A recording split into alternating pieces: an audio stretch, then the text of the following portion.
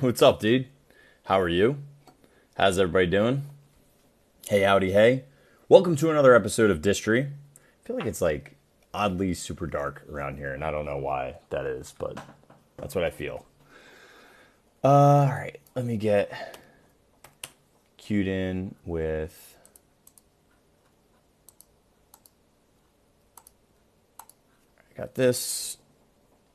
How's everybody doing? All right, give me uno segundo. Let me grab. Here we go. Got it.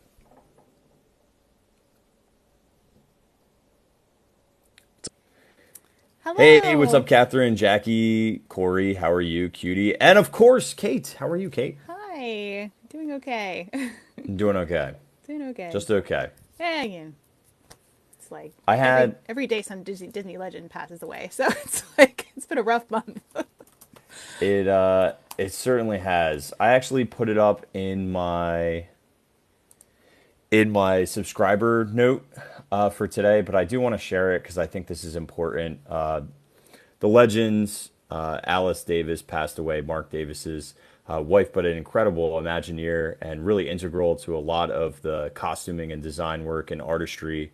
And there's this just awesome quote about Alice was talking with Walt about the costume design of the original 64 World's Fair costuming for It's a Small World, right? And basically said, how much, Walt, should I be able to spend on each costume? And the quote from her from Walt is, we don't think that way. I want the dolls to be very cute and intricate and have the flavor of each country.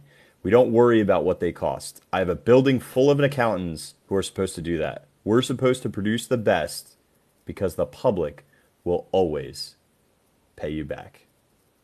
Yeah.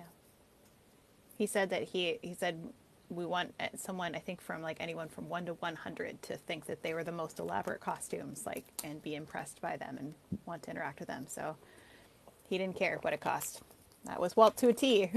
I uh I love that about him because honestly, I mean if you think about some of the greatest things that have ever been accomplished, it comes down to an undying focus and belief that it's going to work out Yeah. against all odds, against all craziness, against the madness that is just the world. It's going to work out. Yeah, I just read in recently that Walt had a they did like a $50,000 chandelier or something for one of the restaurants in Disneyland, but they were serving food that was like, closer to like sandwiches, hot dogs, like not fancy food. But he's like, Yeah. it matters because people will feel like, what they're eating is very expensive and because of what surrounding them is, and it all matters. So he was very much about, taking care of the public and didn't care what it costs. And yeah. Yeah, the costs are insignificant at that point. Yeah. But yeah, Alice, such a great lady, such a huge inspiration, and super sad that she's gone. But, she did live a nice long life. So, I'm glad we had her as long as we did. Yeah. Yeah. Yeah. Anyway, On that note, on that note, we can move on from grieving. I think I've had enough for one day. So okay. let's talk about Fair something enough. else. Let's move on to something more positive. Like this amazing shirt that I have over Oh, here. Look super at this shirt, cute. which is in the Enchanted Tiki Bird featuring the Disney Legends of the Enchanted Tiki show in the Enchanted Tiki Bird and Room featuring Disney Legends of the Enchanted Tiki show. So it Just doesn't rolls off the tongue, really. it's a little bit long, little long. Such a good design. I love this. But you can get this over at Kate's website, DisneyCicerone.com. Link in her bio, I'm sure, as other things. But yeah, the original name for, well, I mean, we have the Tropical Serenade. What was Disneyland's again? Well, it's Disney's legend, Enchanted Tiki Room. So Enchanted Tiki Room. that's Okay, so yeah, we were Tropical Serenade, and then we eventually turned into Walt Disney's Enchanted Tiki Room. So, but yeah, Hmm. Yeah, but that was one of the titles they threw around but never went with, which it's not really surprising because it's super long. Like, who could remember that? But I think the Barker bird on that, though, is my favorite. I made him into a sticker, so I'm getting the Yeah, look stickers how cute he soon. is. Little Blew a Juan, the Barker fuse. bird. Blew a fuse. Blew a fuse. Turn me on. Turn me on. Blew a fuse. Feel like that quite often Yeah, lately. yeah, literally every day. No, it looks great on you. Oh, thank you. Glad you got it. This is my shade. It's green with envy. So It's not easy being green. it's not. It's not at all. All right. Let me take a dramatic pause here. Welcome to another amazing episode of Distory with Kate and Kirk. And tonight we're going to be tackling still Pinocchio's daring journey, although this time we're actually going to get ourselves onto the ride and hopefully through all the scenes and then be done. Be done. We enjoyed it. It was fun while it lasted, but it is our time to move on for another episode of Distory. With me, as always, is the amazing Disney Cicerone, Kate. Kate, how are we doing? I'm doing okay. Yeah, I'm excited to like actually go through this ride, and because we just got to the entrance, we're at episode 3 of this part of this series, and we're like now we're like finally getting it on the ride. But that's kind of par for the course for us. We take a while to we dig into the details, so it's great. Much like the title, this is us in a nutshell. Like you could just say It really like the is. tiki room, right? The tiki room. But no, this is how we actually approach things. Is very long-winded is the Got to best be way to put thorough. Thorough is very it. important. Yes, Ravenscroft, if you know what I'm saying. Disney Love nerd it. jokes. Yes. Yes, I'm here for it all day. Yep. That's great. So, one of the things that we have been talking about during this series is how we had all of New Fantasyland happened in the early 1980s in Disneyland. So, they essentially had tore down most of Fantasyland, Walt's original Fantasyland, and rebuilt it from the ground up and moved things around like chess pieces and so that for traffic flow and to make things just and to move other things in. So, we have this amazing document, which Kirk is showing you there, which is the original work order for and the plans for what they were going to do for this new Fantasyland remodel from WED. So this is in, I think it is phase 2 is when they added Pinocchio, right? It So is. I have phase two up right now. yeah, so they added not only Pinocchio, they also added a small gift shop that was like 360 square feet, and they removed the Fantasyland theater and they put in it was then Pinocchio's the restaurant. Oh my gosh, what's the name? Help me. It's the same as the one in Disney World. Village House? Village House. Yes, Pinocchio's Village House. So now they changed it to the Red Rose Tavern, but that was the Pinocchio Village House was on the end there. So, and then they had the Mad Tea Party. It looks like, and Alice. They kind of did their renovations with that too in phase 2. So they relocated the Mad Tea Party instead of it being kind of closer to where the carousel is today. They moved it over, so they made a whole Alice in Wonderland area. So we've already talked about this a lot on other episodes, so we won't land there for too long. But this is just kind of give you an idea of what happened here. Is this and Tony Baxter has talked a lot about this too. So some great interviews out there with him about why they had to do this. Just because everything was kind of falling apart, it was just time for a good renovation. But he hated doing it because it was sad to get rid of what Walt had done. You can't hold up fiberboard with paint, Kate. Yes.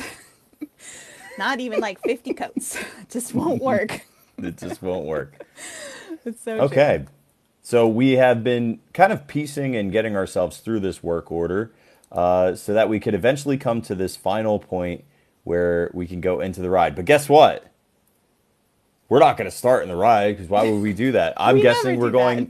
we're going to go back in time and talk. Is this the time we're going to talk about dark rides Just or the ride briefly. vehicle? Yeah, because we did, I think we last episode, we talked a little bit about or Kirk, I should say, talked a lot about the history of dark rides and the ride vehicles and how they work. New Jersey. Woo woo. See, not only did I come from New Jersey, but so did dark rides. You're welcome.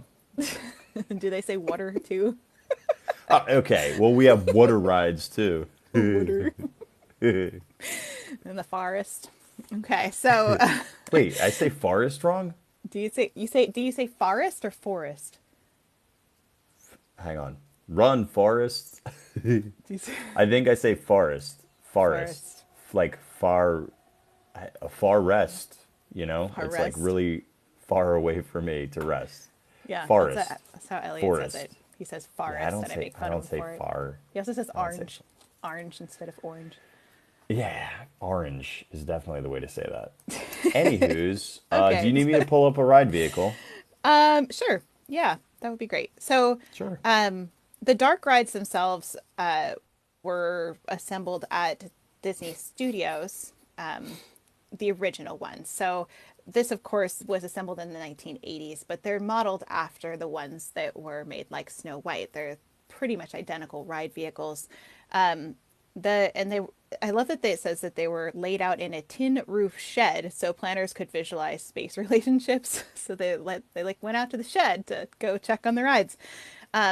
But other dark rides of amusement parks had steel wheels on the cars, but Walt considered them too noisy. He said, "We're trying to tell a story in those rides. We need quiet cars." He hired a Aero Development Company to design a car that was both silent and highly maneuverable. So while Kirk talked about the wheels last week, these ones are different than the ones that were just out there in amusement parks because they were quiet in their wheels, which I think is I interesting. wonder if they were, I wonder if they were polyurethane. Do you know what I mean? Like something Yeah. that was like more synthetic rather than, I mean, most of the old dark rides used metal. So, and even when we look at the bottoms of the ride vehicles on the schematics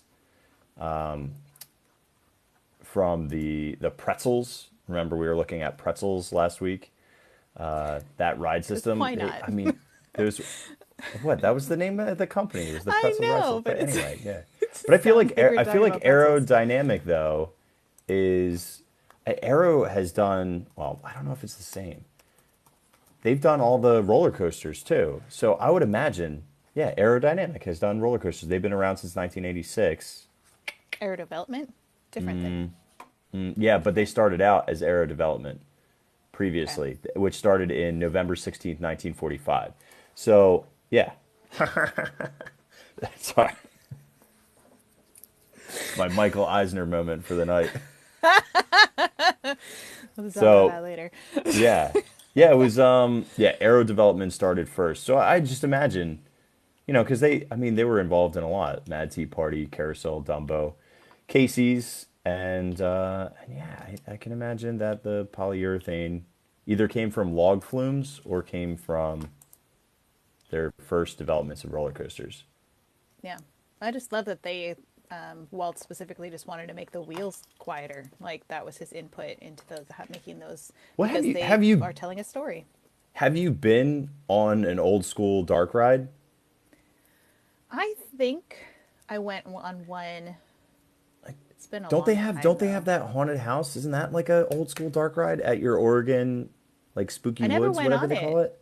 What? Yeah, What? Enchanted Forest. No, I never What? went on it because I went on other things, but I had really small children. So, like, I was doing the mom thing and not terrifying them with the haunted house. So, Made they were my really little girls when I went. went on the Haunted Mansion when they were 1 and 2, but To be fair, all of Enchanted Forest is pretty terrifying. So, fair enough. probably scarred them for life, but it's okay. That is fair enough. Yeah. Anyway, so just that Yeah, was well just a fun little they're aside. very rickety. They're Yeah. like half the ride is scary just because of how it sounds, and they're very jarring. You know, remember they Yeah. were called pretzels not only because of the logo and the symbol from that front 40-pound weight that they put on the top of the dark rides to keep them forward. These are the original ones, but they also literally zigged and zagged, and which can bring me right back into Pinocchio with a ziggy zaggy of the pretzel that we have inside this dark ride. Perfect. So last week we kind of left off in the entrance area. The load area was all about Stromboli's theater. So it's a themed Stromboli's. We've got the little puppet show on your way in, and it all uses incandescent lighting. So that's but the second that you go through the doors that say Stromboli on them, I don't know if you have that. I have that. Just kidding. I did. So the Great Stromboli. So as soon as you go through these doors and they open up, everything changes lighting wise to use the black lights, which are kind of well known Disney. It was black lighting actually was super new when Disneyland came out in 1955. So they used it for virtually everything. And so I think they also leaned into that a lot with this ride to make it not so different necessarily than the other rides that was, incorporating into. And also it's just a very popular dark ride trick to use black lighting to illuminate things. Yeah, I mean, there's also like a feeling of depth, especially with paintings and murals, which they lean in heavily in a lot of these using two-dimensional. I mean, if you think about how Mr. Toad's Wild Ride, I mean, that entire thing really leans into blacklight and using two-dimensional. There's not a lot of 3D stuff in Mr. Toad's till they refurb. No. And they did add a few other things when they did that 1983 remodeled Mr. Toad, but that's a whole story for another day. We'll have to do Mr. Toad at some point. Um, so let's see. Where's our notes for what this is for this We one? finished basically we were at the end of Stromboli Theater heading into the backstage is where we kind of left off last scene. So Right. that is Scene number 3, I think, is where we're going, yeah, we just finished which off is page 77. No, we're on page 80. Backstage, Pinocchio realizes that he actually has been sold into slavery and is very much a prisoner, as are all the other stage performers in Stromboli's theater. A large cage is also reserved for the guests who have not heeded the warnings of their conscience to stay on the right road. That's my crappy Jiminy Cricket. This scene depicts a backstage dungeon-like area with bars on the windows. Here the performers are imprisoned in hanging bird cages, figures in the scenes utilizing black light. The scene shows the disintegration of the glamour that seems to await on the road to an actor's life. And then it also talks about like all the different static figures, Stromboli, soldier in a puppet cage, Pinocchio in a cage. There's another puppet in the cage. Jiminy Cricket's voice is in there. And then this scene utilizes blacklight illumination. Vehicles move smoothly through the scene. instead of jarring like you talked about. Well, I Right. love how it points out the show functions for each of these scenes, like that this is something Disney does. So each scene is very like what they're trying to communicate with this. So this scene, like you said, shows the disintegration of the glamour that seemed to await on the road to an actor's life. So this is setting up the disintegration of the dream, if you will. And I'm trying to find the ones with the cage here because there's a lot of bars and darkness. Well, look at Stromboli. He's holding a padlock. Like he's sealing your fate, literally, because Well, he holds the key to unlock or lock you up. and then you actually do go into a large cage. I don't know if I have a great photo of it because it's so dark. You actually roll Hi, into a large cage, diddly-dee. and then it looks like the door, like you've been the door shut behind you. So it's almost like you are in Pinocchio going into this cage. Okay, let me see if I can find it. Do do do do do do do do do do do do do It's just a do lot do of do do lot do of bars. do. So I don't think And I not don't. the fun ones. When there is Pinocchio's, or sorry, Jiminy Cricket is down there too next to Pinocchio. Oh, Jiminy. He's he's like your guide through this whole attraction, leading you through, trying to get you to go on the straight and narrow. Somehow Alright, you let just me- don't make it. Here's Oh, another. jeez, he is scary. Yeah. He is scary. All right, hang on. I'm gonna just play this and then pause it. Okay. So there's all the all the characters. Oh, look at Stromboli. Oh Just yeah, holding that he's padlock. Not letting terrifying. you out. Not letting you out. And now, You go into hey, this. oh yeah, that It's like, so it's dark you not a can't great see it. picture. It's so dark. Yeah. But what Like it is even with there's this painted like bars, so it bars looks on like there. you're And in a then, cage. right. So that's the very typical of old school dark rides too, is to utilize to like for scene changes will just be double doors that your ride vehicle smashes into. Yeah. I mean, yeah, that it happens in still in Winnie the Pooh's whatever the many adventures of Winnie the Pooh. We still smash into doors in that one a lot. Right. Yeah. Door Well, and smashing. in when they were timing the doors for Mr. Toad's Wild Ride, they didn't actually time them right. For it took them a while to get it, so you would actually literally smash into the doors for quite some time before they got the timing of the doors opening just right, which I think is funny. So that's the Stromboli scene. I don't think I have anything else to say about that one. It's pretty self-explanatory. It's setting up the drama for what's going to happen. Me, this is Stromboli. Me, I'm the drama. The drama. Yes, Stromboli, you are the drama. Okay, so now we're into scene number 4, to Pleasure Island. The guests are magically released from Stromboli's cage through the intervention of the Blue Fairy, but along the road to Geppetto's house, they once again end up choosing to take the wrong road. There is a path which leads to fun and excitement, and Jiminy Cricket is unable to talk to the guests out of joining the group of bad boys bound for Pleasure Island. This scene serves as a transition area, simulating the cobblestone streets and quaint shops of Pinocchio's village. Figure props consist of umbrella for Jiminy Cricket, and the guests have the opportunity to take the right road, but instead choose to ignore the warnings of their conscience and end up on the wrong track. I love that. It's like we have the opportunity to do the right thing, but apparently we don't. Just like Yeah, why Pinocchio we? does it. Yeah, well, I mean, We're like, like it looks more fun over there.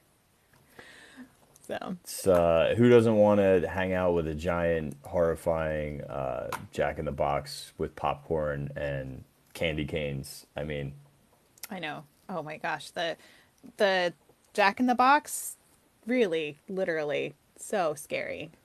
oh yeah, yeah. I mean, if that doesn't tell you you took the wrong path, I don't know what does. But there are fun things. Like, look at this. This is like a food. It's got strawberries and oranges. It's the candy carousel. Even has ribbon candy in the front. It's all the Although things. you can It's see, although you can see delicious. foreshadowing up here. It looks like a donkey. And these are all Yeah, and donkeys. donkeys. We'll talk about donkeys in a second. But yes, there's foreshadowing. There's also the candy, like, this is gingerbread house this way. I love this particular gingerbread guy because he looks like he's like a zombie or something. He's got, looks like his mouth is open. Come on, Charlie. Candy Mountain, Charlie. They got the Ferris wheel that's made out of candy canes. It's like a child's paradise, right? It really is. I mean, I'm in paradise looking at this. Like, look, who doesn't want that much popcorn? I'm Oh, into it. oh, I just realized the gingerbread man is a donkey. What? How did I never realize that before? It's Wait, not a mouth open, it's a really? donkey. Yeah, it's Are gonna be all kind of of them blurry, but you donkey can see it. gingerbread? Oh, Look, these are. Yeah, look look at at their it. ears. Uh-huh. Wow. Even look at the top of the what do you call that thing? Like the strongman game, with Falfella over Yeah. here. Is you smack it right into a donkey head. Oh, that's funny because you go by so fast. You're not like you're subconsciously. That's like what we called what we talked about with visual economy, right? There's so much happening here that you're like not actually taking in the fact that this is like all foreshadowing what's going to happen to him. And he's, just like he's going into this Pleasure Island experience thinking like, oh, it's all fun and games and everything, and not seeing the signs and the warnings of danger, but they're everywhere. Can I tell you the one Fascinating. thing that is actually literally terrifying in here? It's What? right there. That's a maraschino, chocolate covered maraschino cherry. Gross. I'm scared. Don't go in there. Did you ever notice there's a tobacco sign back here too? No, I Unlit didn't see that, tobacco but that sign. Well, that makes sense for because Yeah, with the they cigars. do have figures that are smoking in there. Yeah, I think Hmm. this is probably one of the most terrifying things for me. Is this dude? Every time I go in there, his little shifty eyes, Oh. terrifying. I like his cape though. He looks like I Captain don't know. Crunch. His wild. Does he look like Captain Crunch? Yeah, a little bit. No, hang on. Don't no, don't you. All right, ready? We're having a moment. Give me a second. Okay. It is like candy cane striped too. This little house, which I never really thought about.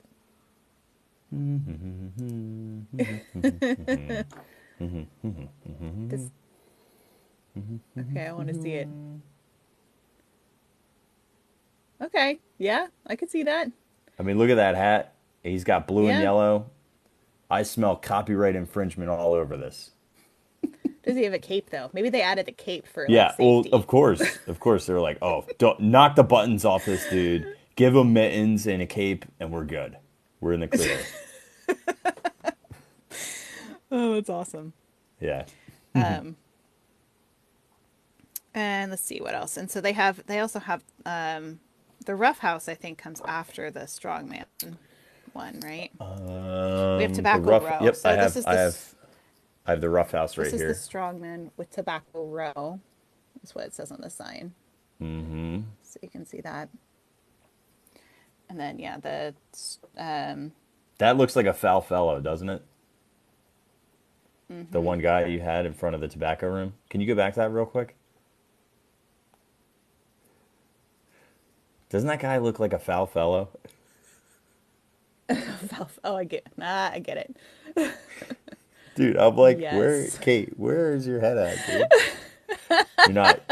Kate's here. I'm Trust in like me. She's here. She's in. Yeah, you're still in I'm shock. trying I'm trying to figure out what you're talking about. I'm like, yeah, that's his name, Kirk. Like, why do you keep saying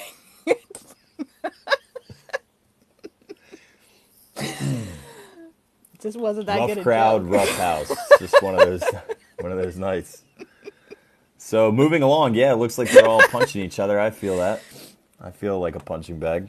Let's just, All right, let me go back to reading a little bit of what this scene looks like.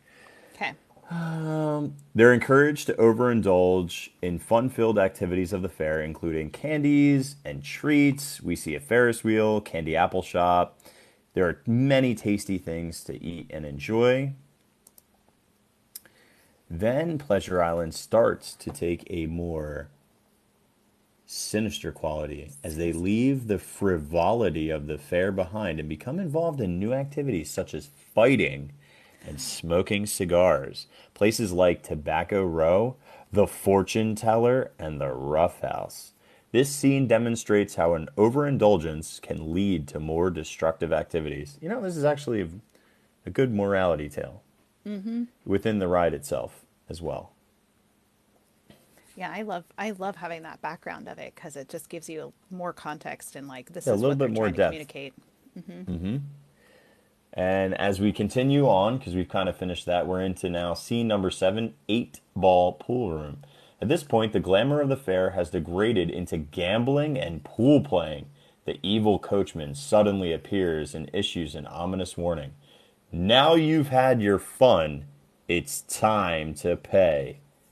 It's a frightening moment with Lampwick suddenly sprouting the ears of a donkey. Yeah. Mm-hmm. Let's read the rest of that real quick. So the set description is this area depicts a scenically painted pool room with gambling machines and money changing cage. Show props and dressings consist of a pool table and 4 pool balls. Figure props include a stool for Pinocchio and a booth and coins for the coachman. And then it says the show functions. This scene shows that ultimately there must be a price to pay for not listening to one's conscience. Mm-hmm. Conscience. Pay I can't up, say the word. says the coachman. Pay up. This one is really interesting because I did look up the thing about his ears, so we'll get to that. But the eight ball itself is literally everywhere in this scene. You know, you think of like a pool table, you got like what, one eight ball, right? But it's everywhere. It's all over the scene. It's a huge dramatic thing that they have put everywhere in this scene. And so an eight ball is a symbol of chance. Like you could go either way, right? And so it's really interesting how they have pulled that as a symbolic meaning for this scene. Yeah, I can How see about in you this think of it? scene the one physical eight ball that's on the pool table, one up in this corner, two right here where the cues are sitting, and then one on the railing over there. So you're I already think talking there's about one more five eight too as you're balls. like coming into it. I think there's one on the right too. So Hmm. um, let me see my clips here. I think I have the full scene of coming into this room. And we'll play it. I might play it more than once just because it goes by super fast. I'm taking us through the fair to catch up a little Okay. bit. Oh, I want to eat that. Don't do it, Kate. This leads to a dark I do path. like candy. It starts with sweets So appropriate for right after Halloween. It's like, have and you then finished your popcorn Halloween candy yet? buckets. Hmm. Popcorn.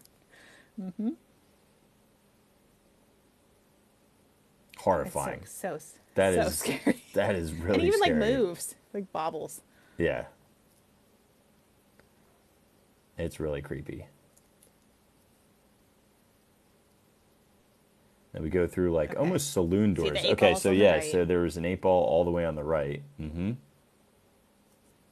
And so I don't know if you can see There's it real also well eight in balls that on the one. windows too. Hang on, we can go back just a little bit more. Every because So we want everybody to everybody focus watch, somewhere. yeah. So everybody watch the mirror. Let's play it twice. Watch, if yours doesn't show it real well, I have one that shows pretty well. But watch the mirror and then watch his ears on for Lampwick. So the one who's holding the mirror. Watch the face of the mirror.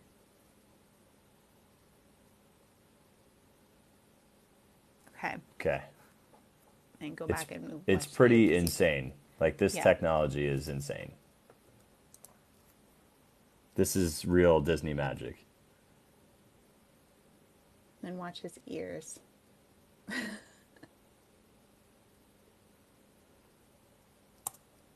So what's going on there, Kate? How do the ears grow? What's happening? What are we seeing? Yeah, so it's interesting because I've done some research on this, and it's the original. This was the original, very first ever hologram on the mirror that was ever in a Disney park. The first one that Disney ever used. They all thought it was in, the Haunted Mansion, but we've talked about the Haunted Mansion and how that uses the Pepper's ghost effect, not a hologram. So this was Not a actually the, hologram. yeah, and for a long time it was the only hologram that was ever used in a Disney park. But now we do have in Rise of the Resistance, we have Rey, who's also a hologram. So we can't really say it's the only one anymore. But this was technology that they used. Let me pull up my notes on this so I don't say the wrong thing. Sorry, I have navigated away from it. Um, so, holograms are three-dimensional images that are produced by a very careful process involving the splitting of a laser beam and the recording of how it hits the object from two different directions. The result is an image embedded in a sheet of material that, when lit properly, appears truly three-dimensional.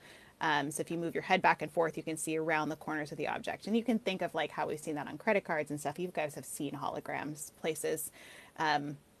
The thing is, holograms don't usually move much, and their colors are difficult to control, and they can't be projected, and they're difficult to create. And the material they're presented on is usually reflective.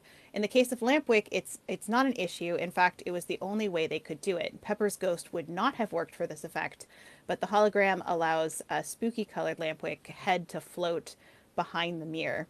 It's one of the few cases in Disneyland which holograms are not only practical, but they're the best way to do it. So I was like, for a long time, I thought his ears were the hologram because I knew they used a hologram in Because this. they look it pops so quick that you would kind of think that it could be.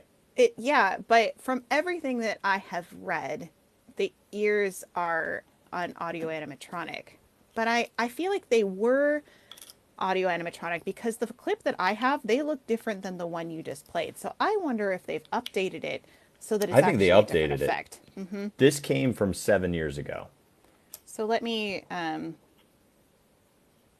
gosh, hold on.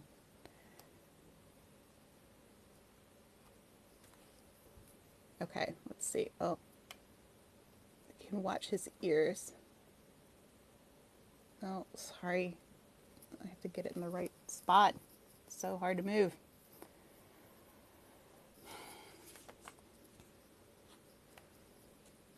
I'm just going to hold it back further. Because this one, his ears look different. His ears look very different. They're brown, where in mine they're more of like a grayish. And I feel like So, that the transition is more noticeable on the one that I played. Like it almost looks like it's a complete disruption. Like it's like here and then poof, like snap. so I think that at some point they updated this effect from what it was in the 1980s. So in the 1980s, I'm pretty sure in the one I just showed you, it is an audio animatronic where they just kind of like they're inside his head and they just kind of move out. But the one that you have, which is what it is now, seems to be a really different effect. And I still have a lot of questions about that. I wish I had an answer, but it's like you said, it's I know you looked for it too. It's very, very hard to find. Yeah, I So can't. I looked all last week for it in prep, and I couldn't find it. But yeah, it's just like so fascinating to watch this. I mean, it happens so quick, but whoop, yeah, like they're that does not nuts. look audio animatronic to me. That looks like some other effect, The only but I don't know how. the only thing. Disney magic. I know, and a lot of Oh, it's people miss so this. They don't fast. even see it happening because you go by so quickly. You're thinking you can only see like a few things in the scene at a time, and they don't even notice that this happens with his ears. It's like they. It's It's almost like like magic. the bottom ear always exists, right? And then this like extension just pops out. Right. Like, Which is what it looks like too in the one that I have, but which it's is hard to so see for you smooth and guys, I know. seamless looking. Yeah. Anyway, but the mirror is important here. The mirror is important, yep, because it's a hologram of like Lampwick when he looks like his human self Yeah, is what's so in the right mirror. right now you can't see it, but it's a boy's face. And then as we get closer and the mirror's turning, as his ears are growing, the face changes to a donkey, which I just have to say, like, people don't go on this ride. Like they are underappreciating like all the amazingness of this ride. It's just I can't believe that it's seriously people It's such write a this cool off. effect. I I don't get know. it. I don't get it. I thought it was such a cool ride when I went on it, and I was like, why is this a walk on? I don't get it. I But know yeah, people, but so I they felt. don't always take in all those details. They kind of just get the sense of it, that like, okay, so it's just the story of Pinocchio and whatever. But there's so many tiny details like this that if you really are looking for them, that's really impressive. And for the Yeah, I mean, the 1980s, tech like, is so cool. so cool. Yeah. Okay, now we are moving away from. Actually, you know what? This has a good picture of the donkey teeth. You can see at least in the mirror. Well, and it's interesting too because I feel like they borrowed this effect, the idea of looking in a mirror and then turning around and being something else from Snow White's Scary Adventures. If you remember the witch, the evil stepmother, right? No, evil stuff. I'm like, what is mixing up my fairy tales? Anyway, she's looking in a mirror, like mirror on the wall, and then she's like her normal self in the mirror, and then she turns around and she's like the big scary like witch version of herself, and that's like one of the most terrifying parts of that ride. So I feel like they Oh, borrowed that kind of idea. that's such a good part of the ride, though. No, When I she love it. turns around, it's I so love it. scary. It's great. It's just terrifying. So it's effective, in that way that it's very much like you think she doesn't look that way, and then she turns around and she does, and it's really quite amazing. So very similar effect here. Okay. So I'm going to move us a little bit on into scene 8, Evil Queen. Escape Thanks, Victoria. Yeah. from Pleasure Island. The guests begin to realize that all the boys on Pleasure Island are one by one turning into donkeys and sold to the salt mine by the evil coachman. They glance back in time to see a small donkey wearing Lampwick's clothes. Oh, Lampwick. That's what you get, though, Lampwick. You were fighting and scratching up pool cues. All right, then frantically head toward the cliffs, overlooking the ocean in order to escape a similar fate. The dimensional breakdown wooden fence bordering pleasure islands fair buildings is splattered with graffiti, Graffito. trash, and graffito. Graffito. It's I think supposed to be that's the graffiti, plural. right? I don't know. It says graffito. I thought graffiti was already plural. I thought so too, but I think it's Like, interesting. It says like graffito. They have a lot of typos in like this, moose so and moose. yeah. Graffito and graffito. I don't know about. I gotta look that up now. Trash and broken prizes. There are wooden crates stamped. Oh my gosh, you must be excited! All the wooden crates. I love the With crates. sold to the salt mine, a scenic painting of small donkeys wearing boys' clothing can be seen through the open slats of some of the crates. Props include two cages for the donkeys and an umbrella for Jiminy Cricket. And the show functions. This scene allows Pinocchio a last chance to listen to his conscience and take the right road. This is his last chance before he goes to salt mines. I guess it's all over once you hit the salt mines. So Oh, they and also, I should I'm also, catching up on the evil queen talk. Don't we call her? We call her the old hag, right? When she's in the other, she's evil queen and old hag. I thought she was the witch. I Is she thought not they a called her witch? the evil queen. I need to rewatch that one. I haven't watched Snow White for a couple months. No, dude, she's the old hag. Oh my gosh, this is another probably. I can't do it tonight. I'm not getting into this. Her name's the old hag. It is what it is. Let's go to this back to the salt mine. I know, I love the details on this paperwork. They also have, so at the bottom of this paperwork, they also have the figures and props that they use. So it says 3 audio animatronic figures, Donkey Coachman, 1 static figure, Jiminy Cricket, 1 animated prop, which is Doors. And then continued, there's 1 figure of a human that's audio animatronic, 2 audio animatronic animals. Like they say all the different audio animatronics that are in there. And then the audio, it says voice tracks, which is donkeys and Jiminy Cricket. So like they say exactly what audio you're going to hear, and then all the projection and lighting effects. So it says the scene, like most others, utilizes blacklight illumination, and then they have hands, cage, door, raise and lower on a track switch. And then the vehicle action is the same as it is for the whole ride, which vehicles move smoothly through the scene. So it says specifically like what effects are there, what audio is there, what figures and props need to be made, and what the vehicle action is. And so for every scene has that, which I think is so great. So yeah, see Jackie turns herself into an old hag in the spell, I think, but not sure they actually name her that. I'm gonna look it up on the original stuff. Okay, we're gonna go there, huh? I'm gonna go look on the Yes, original yes, concept art. we are gonna go there, dearie. Okay. We're all hung up on it now, so we gotta Yeah, we're I stuck. can't. I'm gonna lose sleep over this. So this is another one of those times where it's like, isn't she just like a witch? I'm like, Okay. yes. It wouldn't be Distory without a debate. Wikipedia is not a reliable source, sir. I'm not on Wikipedia. I'm on SpongeBob and Friends Adventure Fandom, which is a lot more. It's a Hang lot on. less reliable. It's not good at all. Hang on. I do need like an actual. I'm looking up the original concept art that is in the Walt Disney Family Museum and seeing if I can find it there. Okay, hang on. Snow White. I know I had some of the actual whatever her name is. Like now I don't know. Like who knows? Okay, here's her in the scene. I just don't know if I have any actual notes on it. Yeah, I mean, I'm seeing pictures of her, but nothing. I'm seeing. Would they put it in the? Do you think they would put it in the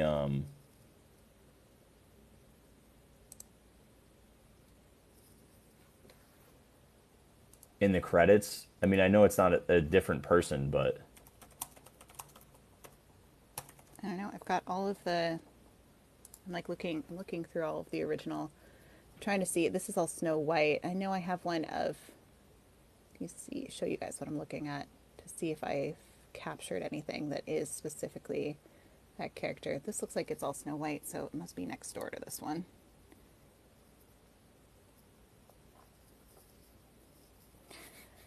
Thanks for your patience, everybody. Sometimes we just have to know about history, so we take a little detour. It's not like I just started calling her the old hag because like I I've want never to. heard that before. I've never heard that. Let's What? see. Here I is feel like some- I'm living a lie right now. Okay, here now we're getting somewhere.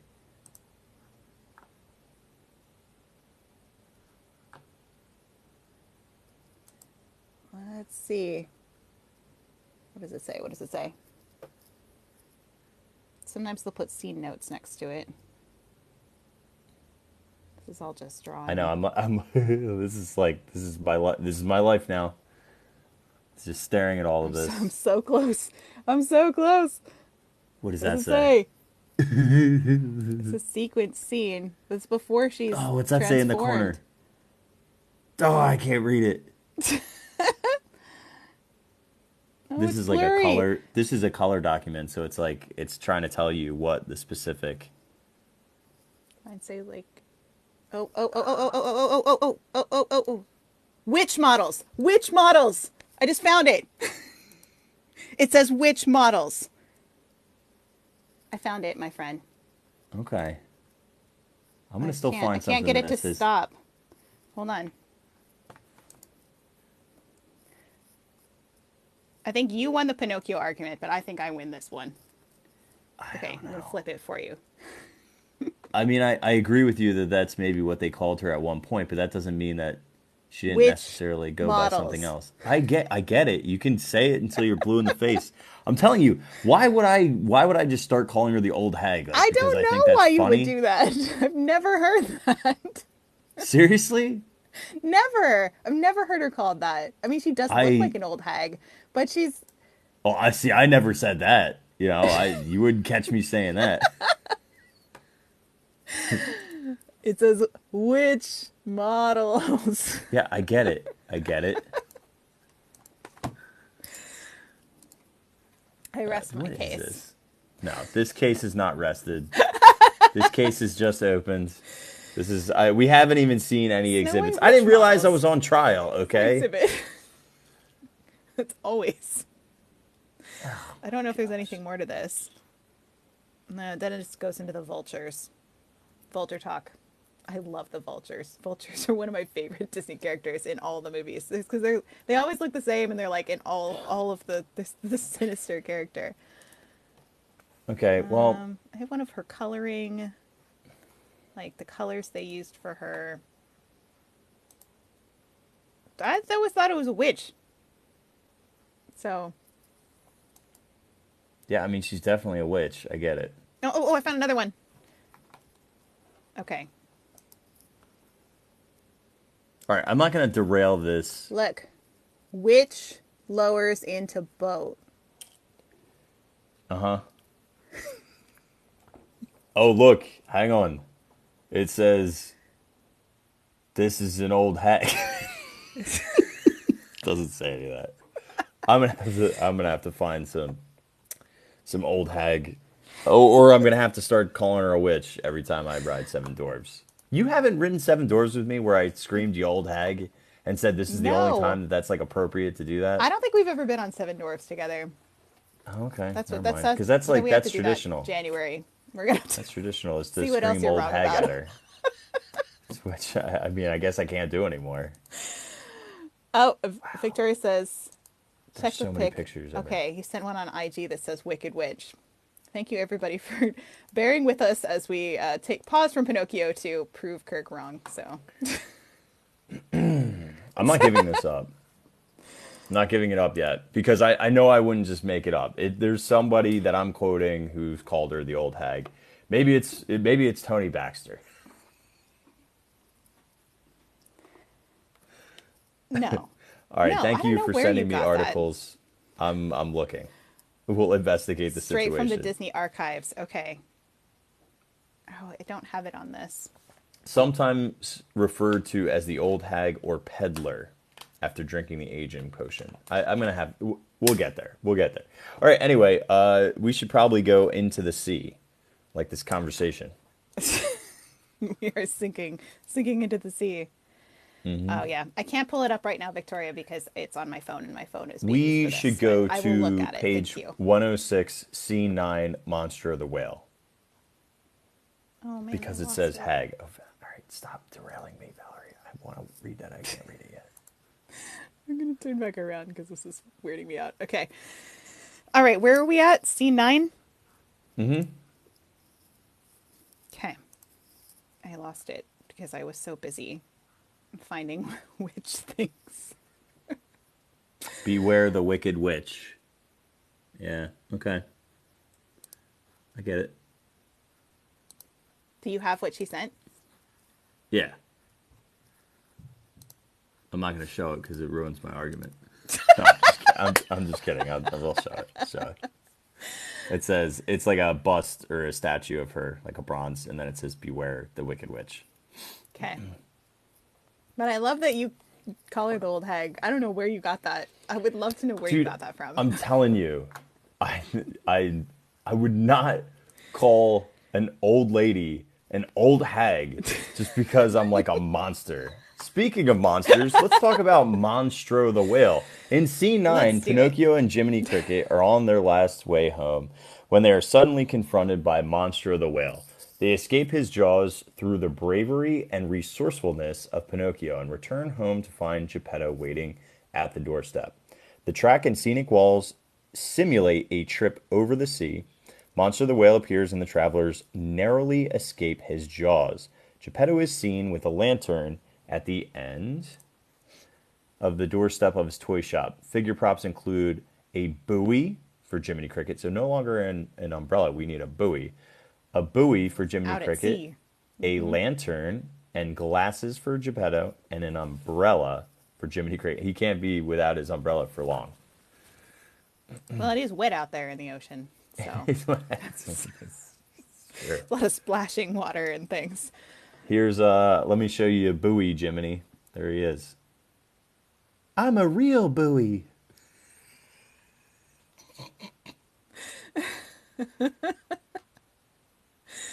Oh gosh.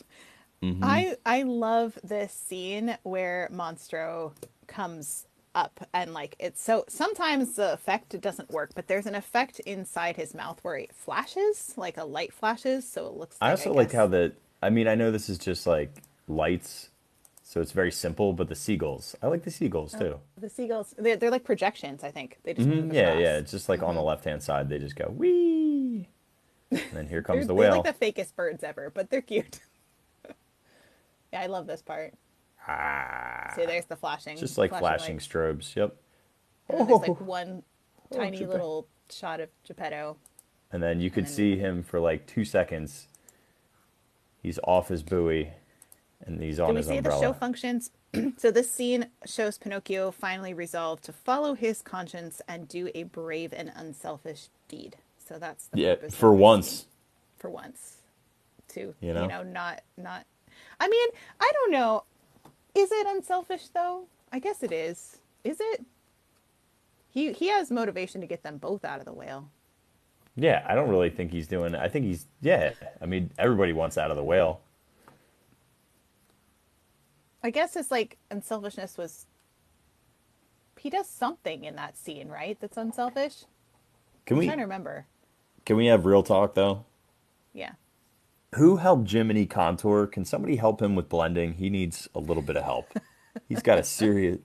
I know, like when it comes to like theater stuff, especially with theater makeup, you have to exaggerate, especially because of distances.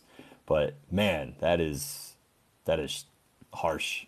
Nobody ever gets that close to him. He's like, you're in the car. He's like way over there in the corner. That's why it has Gotta to be pop so it down. defined. Otherwise, you wouldn't see Yeah. his grasshopper head.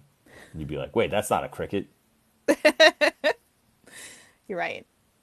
That I never really looked at him that closely. So, yeah, No. that makes sense. You should, because. All right, I am now. All right, let's continue through a little bit here. Going through the town. Look, it's Pinocchio Oh, Village. something we forgot to talk about, and it's very Sure. brief, is that back in the area when they're going into the rough house and everything's kind of getting more dark and dangerous, there's a Mona Lisa there that somebody is like drawn on. So this just a really quick mention about it because it's there. Disney does is known to use classic art in some of their attractions, and this is just another example of that. Using the Mona Lisa as something the boys have destroyed. I don't know how they Hmm. got a hold of it, but they're Italy, I guess, makes sense. So anyway, continue. Sorry, I forgot to No, mention no, earlier. you're fine. You're fine. We're getting into the toy shop now. We're about to see the Blue Fairy. Da. Pinocchio's little village is washed in a glow of twinkling star, which hovers, which is basically depicting that we are now moving back into the toy shop. And then, of course, who shall arrive at Geppetto's house, scene 11. Having finally taken the right road, the guests are able to witness the Blue Fairy as she turns Pinocchio into a real live boy. All the members of Geppetto's family celebrate the happy ending. Jiminy Cricket can be seen proudly wearing his official conscience badge. This area depicts the dimensional interior of Geppetto's bedroom, kitchen, and living room. Show props include consist of a stand for Cleo, the fish. I'm assuming Figaro too. Glasses, a candle holder for Geppetto, a fishbowl for Cleo, bed steps for Pinocchio, a wand for the Blue Fairy, a badge and a book for Jiminy Cricket. No Figaro? Figaro's got to be around here. Yeah, Figaro is mentioned in the figures and props, but not listed in the set description. You want to do show functions as you've been doing this whole time? Yeah, this scene shows the unexpected rewards that can come from unselfish acts.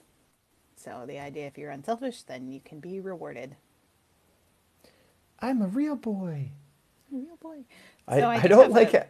I don't like how they say Geppetto's family, and it's literally like a fish, a cat, a cricket, and like clocks. Like it's actually really strange to me that how this ends yeah. because it's like the beginning scene with in the actual film when all the clocks are going off and he's like, "What time is it?" And you're like, "Geppetto, get it together, dude! Like 1,000 clocks are going off." But it's like weird. It's I like the Blue Fairy section. I just think it's strange that we end in a clock room. Just Oh, that's so personally. interesting. I hadn't even really, my obsession about Disney clocks and what they're communicating to us, No, right? they're awesome, but I So just think this, like it should there be must sooner. be, yes, but I wonder if like I'm thinking about what they're trying to communicate there by putting it at the end.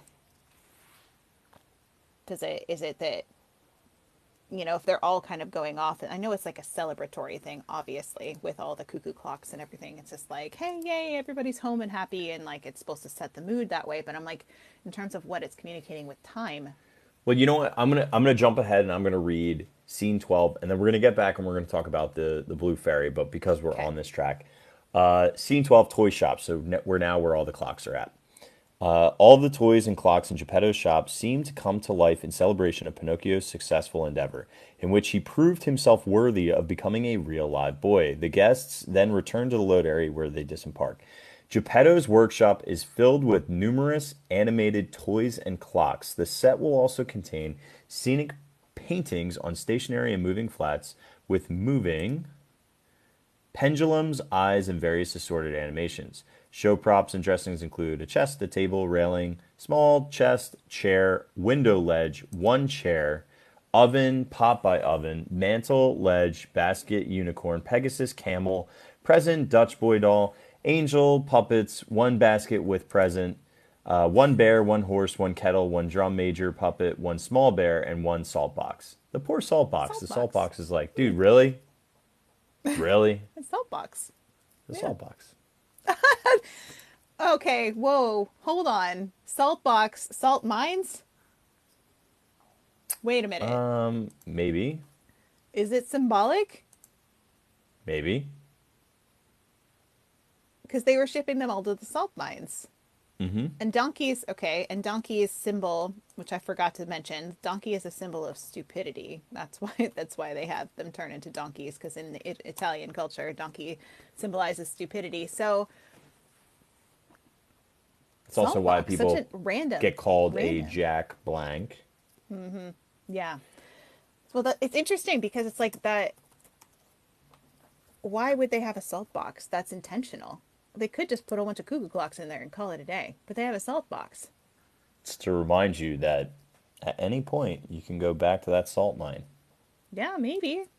I think it's intentional. That's fascinating. Well, and so in the show functions in the toy shop scene, this scene expresses the joy and happiness that is shared by the story's characters in seeing Pinocchio's fondest wish granted. I think it's not just Pinocchio's and Geppetto's too, but they say Pinocchio's here. It's become a real boy. Oh, it's interesting though, the salt box, the things. Hmm. I'll tell you, see, it's interesting. Um, so I feel like, so for Also, those of get you, ready because here comes a TikTok video. It'll be like, sometimes we are trapped in our own little salt mine. there's reminders all around us of the There's right way to go. I could feel it now. The seasoning is coming, kids. If you're bland, something salty is approaching. Oh yeah, that's fascinating. So I mean, those of you who've been with me when I talk about clocks and symbolism in Disney, I've mentioned that like the Haunted Mansion clock is symbolic that it has no time. It's out of time. It's like it's 13 and it's spinning around and it like the one with the phantom hand that like it has put you in almost another dimension where time doesn't exist or it's going wild. So that is clocks are so symbolic in the way that they establish you in Disney. In almost every land in Disney, there's a clock, not just on like the Lightning Lane return time. That's just a practical one. But there's ones that are actually in the streets and whatnot. And it's always because like, our lives are so well ordered with time. We can't. Our lives are so ordered with time, but it's only in places where the clocks are absent or doing something else that they turn it into part of the storytelling, which to me is really interesting that they chose to end with that scene, which you're right is, it is a very like celebratory scene. It is interesting that they chose that. I think they did for storytelling just to make it feel happy, that he's at home and everything's good, as especially like the show functions here. But I don't know. I think there could be it's something to be said for the clocks and their presence there and time and how how it relates. I have to do a little more deep thinking about that. So I don't know if I have a point. Just rambling at this point about clocks. Par for the course for me. The just time goes so fast with you. oh gosh. Anyway, we should talk about the blue fairy because we just sped right by her, and I do have a photo of what she actually looks like. Okay, so we've mentioned before how Pepper's ghosts work. It's basically using a real actual prop. Yeah. You can't just put that. I can't even talk anymore. It looks so bad. So, so you can see that on the ride Yeah, well, if you yes, look to actually, the I have a right. little video of it. Yes, briefly. Most Okay, people don't so though. time out. Time out. You can see in front of See her? on my side where there's all this red coloring. That is thank you, Brandon. That is like the ghostly Pepper's ghost effect because it's being cast onto like a real figure being cast on through light onto a reflective surface.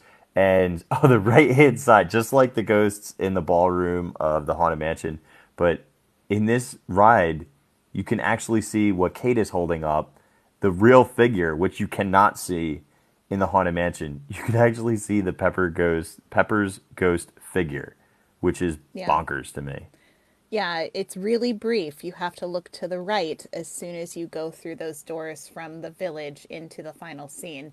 If you look to the right instead of looking at where they want you to look, you'll see her, the actual figure, which is kind of what I was showing you guys a little bit. But it's very quick. So, and you won't actually get to then see this part that he's showing you here if you look to the right. So if you've never been on it before, just watch it as normal, but then go on it again because the line will be short and see and look to the right and see it because it's worth seeing. And they also have on the floor they use fiber optics, which were I think I don't want to say they're new in 1980s, but it was newer technology then to put fiber optics into the floor to make it feel like when she disappears, it's like the floor I sparkles. mean, that figure must be over here, It's behind like and a little door, like and her then she's hidden. rotating. I feel like she's probably on like a lazy Susan almost to get her so that she's no longer reflecting. Because if you notice, she just Yeah. goes away unless our viewing angle just gets cut off. Because that's possible too. Like this whole section should be glass right here because it'd be reflecting off of this surface. Well, they just dim the light on her, right? I They just turn the guess. light off. Do they? Oh, They just goodbye, turn the light off. fairy. She flies away. Like much things in life, some people just turn the light out on you. It happens really fast too. Like you only It see her for a does. brief It does. instance right as you come Oh, in, and then she's I just just caught gone. Figaro. So you I have just to be caught where paying Figaro attention. is. Look at Figaro's feet. Figaro feet. Look at him. Oh, he's in his little bed, Oh, right? he's in a Yeah. little bed. Like if you look at him right here, just follow. Sorry, I know I'm having a squirrel moment, but like look at his little tootsies. He's all happy. Bye, Figaro. What a great attraction. I Yeah. seriously, I don't know. I just hope they don't ever replace this. This is like such an iconic one, and I know that it's not an opening day attraction for Disneyland, but ding dang, it feels like it. Yeah, it does. They do a really good job tying it in, like aesthetically in the way that it feels to what the other dark rides are. So that most people don't even know that it wasn't an opening day attraction. They assume it was like Peter Pan, like Snow White, because of the mural that 540-foot muslin mural that they made that echoes what the other rides have. And they could have done something else in that area that if they wanted to, they could have done something very modern for the time, but they chose to make it so that all those rides, Mr. Toad, Peter Pan, Snow White, and Pinocchio are all very like similar to each other. And I kind of like that they kept that. And I also love that it has this at the end when it says, "When you wish upon a star, all your dreams come true." You see one last look at the blue fairy on your way out. It's a mural that you see as you're going into the unload area, and I love that it just kind of like reiterates that message of the whole ride that your dreams can come true. I I've love been that. wishing on stars that Alice would replace Winnie the Pooh after they destroyed my Mr. Toad. It's never worked though. I've realized that wishing really doesn't No. help, so I'm gonna have to become CEO of the parks or director, president, and then do it. So it's Maybe gonna you do take me a some bit. unselfish acts, and then the blue fairy will come. Okay, so I need to get into a whale's mouth. Let's start there. Find step one, find whale. Step two, get lodged in whale's gullet. Step three, find my way out. Step four, save somebody too. Bring somebody with. Bring a friend. Bring someone to save. Bring somebody. Get in there. Like, Get where are out you of there. going? You put them in a dangerous situation just to save them. I don't think that's Well, no, unselfish. no. I'll be like, let's go whale watching, and they'll be like, oh no, I can't believe that whale swallowed them. Let me go in there, and then I save them, and then I immediately get hired as the Disney Parks president, and then I can I'm like, you know what, Pooh's not really tracking that well, so I gotta go. Pooh's so popular, though. They would not get rid of Pooh. They'd get rid of something else before they got rid of Pooh. I'm okay with keeping Pooh in the parks. Just take the Princess Hall, put a Pooh trackless ride in there, make it cooler because there's no trackless ride in the Magic Kingdom. Let's get trackless in there. Trackless is the new hotness. We got a trackless in Ratatouille. We got a trackless in Studios with Runaway Railway. So look, come on. And then Princess Hall is gone. We're fine. We'll just put them somewhere else. Just whatever. Just go see them there. They're over there. Go see them. And then And then yeah, Fair and enough. then Pooh can take away that spot. We put a two-tier Alice ride that's better than the one that's over at Disneyland, improved. Be sick. It'll never happen. You you would be heartbroken by some of the things that I heard Walt Disney say about Alice in Wonderland. He did not like that film. Well, it's I'm here to He set the hated record working on it. All straight. the animators hated working on it because they had to make it so close to the story of Lewis Carroll that they had to like cater to those who would be critical of them moving away from the story. Walt even proposed there was going to be a white knight romantic interest, I think, for her, for Alice, and Well, I then they mean, decided not to do that. yeah, well, I mean, the chess pieces were really integral in the actual story of it, so it would make sense. I mean, there's so much that they didn't use, and then when they did the Tim Burton one, they brought a lot of that stuff in, and I wasn't a fan Yeah, anyway. So they just said it was kind of just like they just like got through it to finish the film. They didn't like doing it, but obviously like it became beloved enough to have the teacups, you know, like the Mad Tea Party and the Alice ride. You know, it did well enough for that, but Walt was like, never again am I gonna just try to make everybody happy when I do a creative work. So that's what they were trying to do with Alice, and they ended up making nobody happy because the people who were Alice purists still hated it, and the people who didn't love Alice or wanted to see something new hated that it didn't have anything new in it. And so they made nobody happy, and that was the last time he did that. He was like, nope, we're just going to do our own thing from here on out. So yeah, really interesting. yeah, Before we go from this, I feel like we should show a couple of the close-ups of some of these things that are in this toy room for Pinocchio sure. at the end. What you I got? didn't mean to break your heart about Alice, by the way. Now I No, feel it bad. listen. Just- I've been told worse things, and I've never let that stop me. So I mean, it be wasn't like, like he hated it. It's just like they just didn't like working on the film. It was like pulling teeth to get it out, is all. So yeah, anyway, it's let's look it, at this. and it was critically, it was not well received until later on. Its It was, original yeah. release was It was just, horrible. It's horrible. yeah. Nobody liked it, and then now it's like a cult favorite, and It is. you know, It found its home eventually, like Pinocchio did. Like Pinocchio wasn't well received either because of the war that started, and they lost all their European market. Which, by the way, side note, when they lost their European market after the war, when they finally were able to release these films in Europe, they did really well, but they weren't allowed to take the money back to the United States like at all. So they had to go to Europe and make films there because they could use the money and spend it in Europe, but they weren't allowed to take it back to America. So that's when they started doing a lot of filming in the UK because they had money that was tied up in Europe. So, oh, that makes sense. fun fact. Yeah, I So, didn't know that. yeah.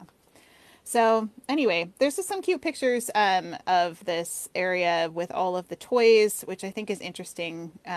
They have a lot of the wooden models and things. This one just has like a random cat, but I love. They have donkeys though, which I think is Also, interesting. and that lady actually is very similar to the Italian Pinocchio style dolls, those wooden ones with actual painted on clothes that we had showed last week. Yeah, and she's kind of similar to the, you know, obviously a female form, but the original Pinocchio book that was written in Italy. I'm trying to find the salt box. I'm like, wouldn't that be cool to find that? I don't know if I found that yet. This one is interesting. That has lots of the cuckoo clocks. I never get enough time to look at all these in here, so I think they're really interesting. There's an elephant one. Yeah, I like the elephant one. That one's cool. I don't know if I can find the salt box of this one. Oh, here's a better picture for you of his tootsies. Look at him. So cute. And Cleo hanging out in her fishbowl. Which the water got But it's changed, just, so that's good. it's good. It's good for fish health. That's just the fireplace. There's some more here, which I love this part because I feel like They always put a carousel on a lot of these attractions, and I feel like it's a nod to how Disneyland started with, the idea with Walt sitting at Griffith Park. I noticed that too. I kind of wonder if that in Mickey and Minnie's Runaway Railway, there's also a carousel that's kind of pops up after they go through the No, that's Smasher a or hundred whatever it percent a is. nod. 100%. It's like it just feels like Griffith Park. I just get Oh, can I happy can every I time I tell a see it. story? Of course. I'll tell a Walt story. I'm reading this book, Who Was Walt Disney, to my kids. And it's like really Oh, short. I It's a love that chapter one. book, but it's like, yeah, it's like 2 pages or 3 pages. And I just love the very first chapter, which was about Walt going to school and out at recess, he found a mouse and he tied a leash to the mouse and was parading it around in the classroom. Of course, he was absconded by his teacher and the mouse was let go. But Walt would pretty much do this, according to the book, he would do anything for attention. So a mouse on a leash made him famous in his classroom, and a mouse in cartoons made him famous globally. That's So I funny. thought that was fun. Talk about foreshadowing.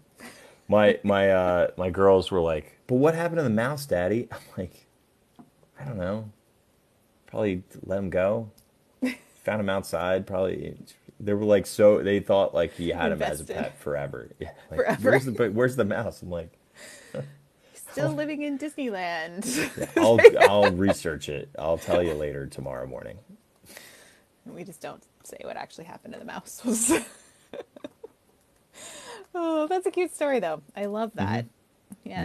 Yeah, it's a cute book. Yeah. I like that one for my kids too. There's a million other pictures in this toy shop, but I just thought I'll have to keep looking for the salt box because I haven't quite found where that is yet. Now, how do you have so many pictures of this specific room? So one of my here's my big secret. I love davelandweb.com has a lot of historical Disney photos. So if you're looking for vintage Disney photos or just close-ups of things in the rides, he has a really vast collection of pictures. You mean So you mean this? yeah, that one. That's what I've been using the entire day. Well, that's what I'm getting from. Not a huge, Okay. but I've used that also for references. If I'm trying to figure out how something was somewhere, I'll go to Dave Land a lot of the time. I'm actually a little shocked that I haven't told you that before now. No, I Sorry, I mean was not gatekeeping. I just didn't I've think been of it. using Dave Land this entire time. Yeah, and then for Disney World, like Retro WDW also has a lot of really great photos too. So if you're just looking for like, I just want to browse some vintage photos of all the rides, that's a great place to go.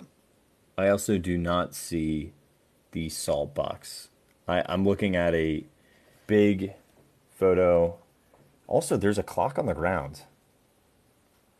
So this is like everything all at once. But I noticed there's a clock on the ground and a pig. That's interesting. Did it fall off the wall? Yeah.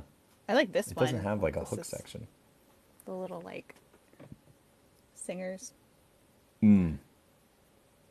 They're cute in the actual film. I also like the turkey who like pulls his neck in as the hatchet Oh dude's yeah. like and the turkey like pulls his neck back. I like that I guy. need a meme of that for like Thanksgiving. That would be great. Yeah. Little gif. Yeah. So was there anything in the unload area? I didn't even look at the notes. Was there anything past the toy shop? Let's see. Let's see. I mean, they talk about the. I don't think there is. No, I they think that's don't. it. They don't. They just talk. The only thing they put is figure animation list after that, and it's all the individual pieces for every single scene is listed. And then that's how this ends. This ends with the special effects list, It's which long. they do. Pages and pages. Yeah, for like the equipment and equipment lighting. What's cool is this is a fun page. The special effects slash projector list for Pinocchio. In the Pleasure Island scene, the fairground twinkling lights chasing lights on the Ferris wheel are all fiber optic and one illuminator. Pleasure Island uses fireworks with fiber optics. In the Rough House, they use point source lights, animated silhouette, and a plex window. The water ripple effect, which you were talking about before, is the water ripple projector. You need four of those. My flying seagull shadows are from a 16 millimeter projector with loop cabinet and a mirror ball. The wishing star is a twinkle star on scenic flat. And then in Geppetto's house, the twinkling blue fairy is fiber optic illuminated. And then the twinkle on bed and room is also fiber optic. You know nothing about the hologram, though. That is interesting. I'm looking at the prop animation list, and then it talks about for the toy shop. So we actually have a list of the clocks that they have, and then it has all the movement that they have for them. So I won't read all of that because we'd be here all night. But there's an elephant clock, a flower and bee, small cuckoo clock, organ grinder with monkey music box, large cuckoo and windmill clock, piglet, owl, Swiss barn clock, red barn clock, conductor with musicians music box, which we showed, conductor, let's see, angels with trumpet clock, windmill and skaters clock, harlequin puppet, soldier on horse, carousel music box. So the carousel's a music box. That's interesting. Ship clock and a duck. So, Duck's in the top right at the end. yeah. But if you look at page 148 all the way on the bottom, salt box. I tell you, it's in It's there, there. somewhere. Where It's is in there. it? I don't know. We'll be So looking for salt box and little tiny wooden donkeys, which is so Mm-hmm. interesting. Just ties it all together. The details Sure that does. you just don't notice when you're flying through it, you know? Mm-hmm. Yeah, there's so many pages. This is a 157 page document, so it's there's a lot of details in here. We could talk about them for days, but I feel like it's a pretty good rundown of Pinocchio's history and how things work. And I've learned a whole bunch of new things from this, so I've enjoyed doing this one. Thank you for picking it. I had almost zero knowledge except for the one time that I wrote it, and I've never watched a POV or anything like that. So like this was so fresh to me. So I thought it was a fun way to just challenge myself to find something new that I don't have any familiarity with. I can't wait until you can come back to Disneyland and ride all the things and I will experience do all the the stuff. things at some After point. after going through a lot of these things. It's so You know what's gonna be weird for like I'll be with people and I'll be like, "Yo, there's the," and they'll be like, "Dude, what? Have you even? When was the last time you were at Disneyland? You know more than me." And I'm like, "Ah, I don't know, dude. Just work with this lady Kate. Just She knows study. everything." I don't know everything. Wish it did. Someday. No, knowing everything's not fun. The No. struggle and the fun, No. you know, as a historian or a distorian, half the fun is finding that primary source document that showcases like one little piece of this everlasting puzzle because we weren't there, we didn't design it, we didn't Yeah. create it, so we have to rely on. And some of these things are interviews. There's audio, there's video, and then of course all the myriad of paperwork. I mean, there's so much paperwork. Yes. I love, by the way, DisneyDocs.net, great site. So if you ever want to go and read through all 57 pages of it, DisneyDocs.net, I'll link it in the podcast notes as well, is a great resource for just, they have all kinds of really random pieces of Yeah. primary source documents from Disney. So Yeah, I great can't place even. to get your information. It's so cool. Yeah. So I'm not sure. We haven't talked about where we're going next. I know we have one more week, I think, until I'm headed out to Disneyland. So the week that I'm gone in Disneyland, I'll be doing some live streaming from there. But we'll probably do a YouTube premiere on Walrus Carp Yeah. YouTube for that week. But we haven't talked about where we're going next. We should have done Yeah. that. Well, because we only have you're around next week and then not the following week, right? So we're gonna have to do two single guys, you know? Yeah. We've thought about soundscaping, right? Because we've done sight lines, we've Yeah. done colors, in the parks, and we have not mentioned sound yet and how integral sound is. And I don't want to talk about necessarily just like original scores and music, but specifically, yeah, I don't know. I like I kind of feel so like hard. it would be an interesting episode for us just because we only have one small one. We could either do something Christmas related because it is kind of holiday season. Ooh, you want to do a We could do holiday one? we could do holiday for just a one, or we could have a finally have our great big debate about Michael Eisner. That's also a possibility. Okay, so our Michael Eisner debate, if we do that next week, like it has to be in front of a live audience. That can't be Yeah. pre-recorded. No, it can't be pre-recorded because people have to weigh in. Yeah, I'm gonna lose. I need to do a lot of work. I need to start reading if we're doing that. Well, I mean, either way, I'm good with whatever. I So think I think we throw it to Discord and let them decide. So if you are okay, not a member of our Discord, just go to walruscarp.com, and right at the top there's a section that says join Discord, and it's got a whole entire channel for Distory, and you guys, Michael Eisner, do you think soundscaping's too big? it might be. Yeah, I'm Okay, I'm kind of leaning towards Christmas Christmas slash, or but then Michael but Eisner? we have one we have to pre-record and one we have to do live. So Okay. yeah, Well, we're gonna have to do. Well, let's just do both of them then. We don't have to yeah. necessarily vote. But you guys can still chat with us there and ask us questions and give your input. And if you have any supporting evidence one way or another, I'm sure we would love to hear it. I would not like to hear it if it's anything negative. I would love to hear if you have anything about an old hag. I'm all ears. There has been I a am all few ears. comments, rumblings, but it doesn't sound necessarily like they're from a It's not reputable substantiated. Yeah, source, like yeah, not a primary source. yeah. But I'd be I'm telling interested you. if you see something. I'm interested as to where you heard that and where you got it from because maybe there's something I haven't seen or heard. So, Listen, I was watching this interview with Walt, and he was like, I'm going to be honest with that old hag lady. You know what I mean? The evil queen, witch, whatever, witch model chick. Yeah, by the Ravens. Yeah, she is such an old hag. And I was like, oh man. First of all, that they sounds caught just Walt like Walt. smoking. They caught him smoking on camera, and then second of all, It's like never would happen.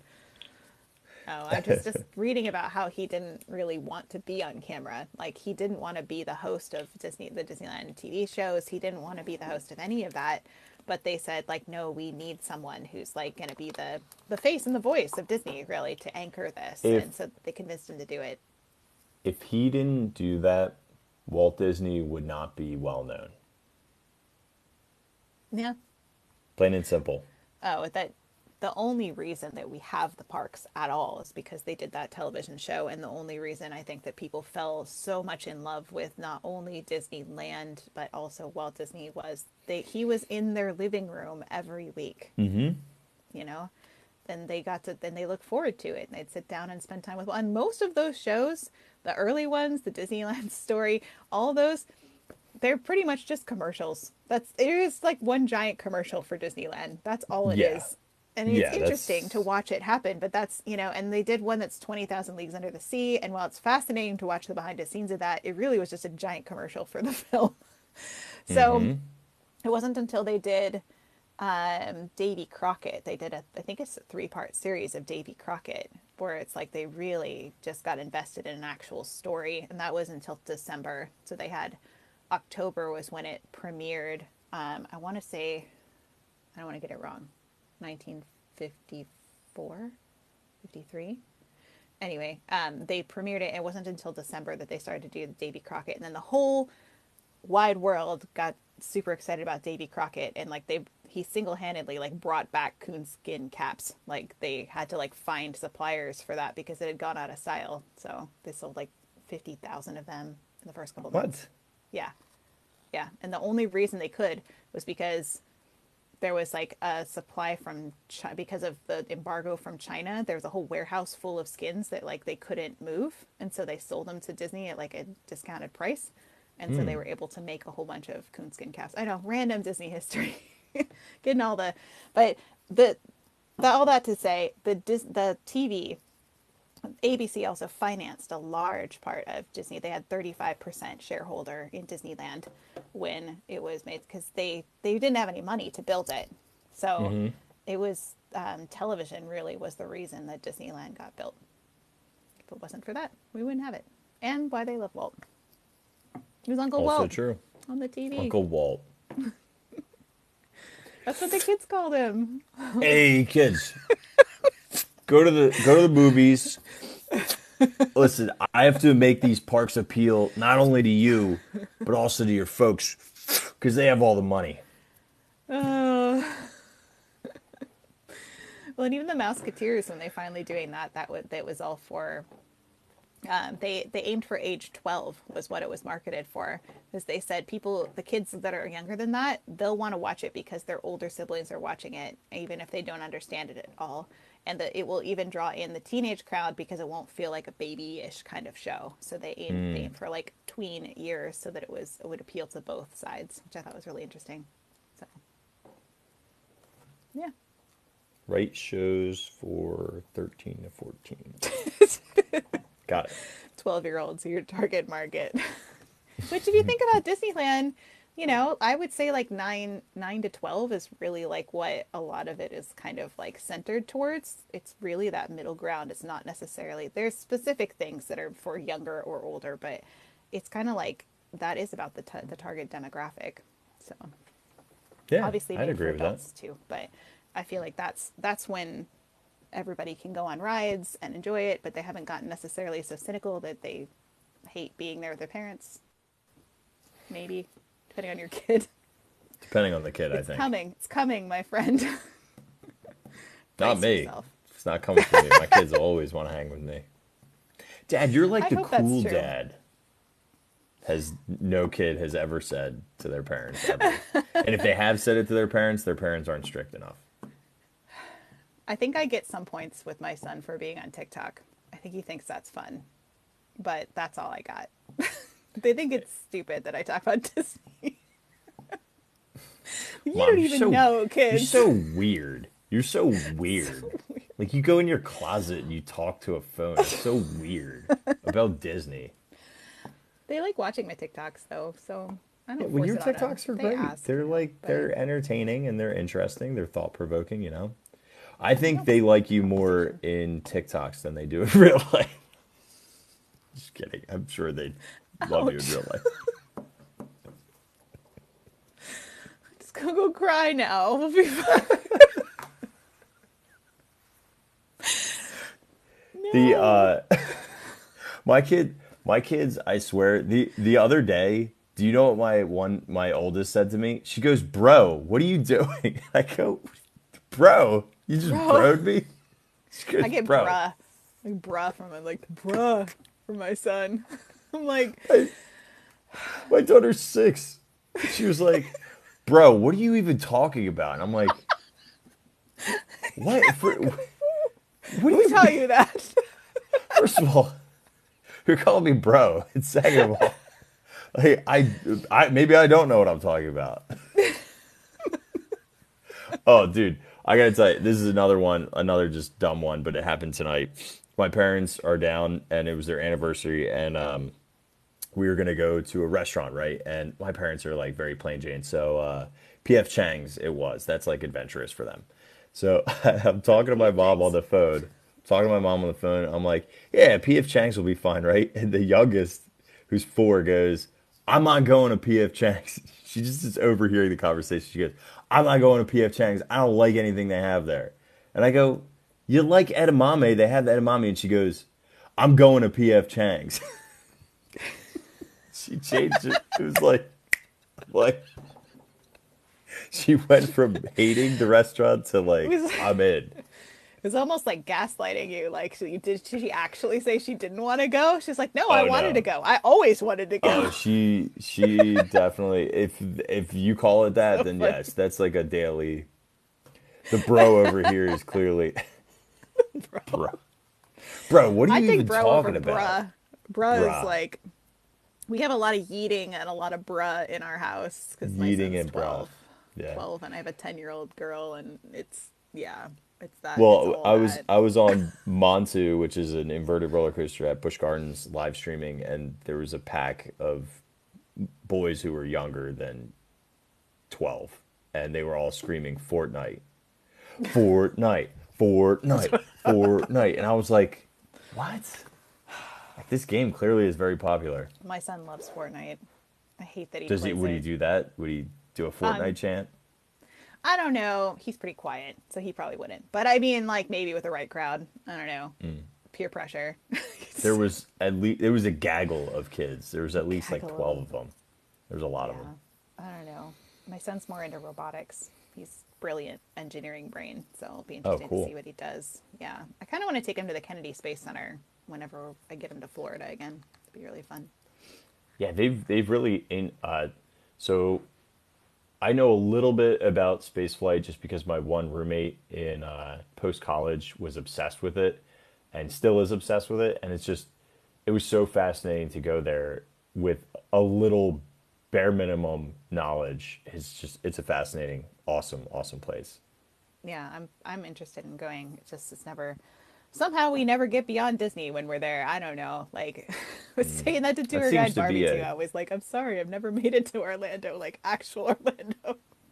Maybe no. That someday. seems to be a you problem, not a Orlando problem. But Facts. granted, I I know. never go to I Orlando for know. like anything except for theme parks, and there's so Yeah. much fun stuff to do. It's just if you want to go to Orlando, you have to go further than the parks. And I'm like, why would I do that?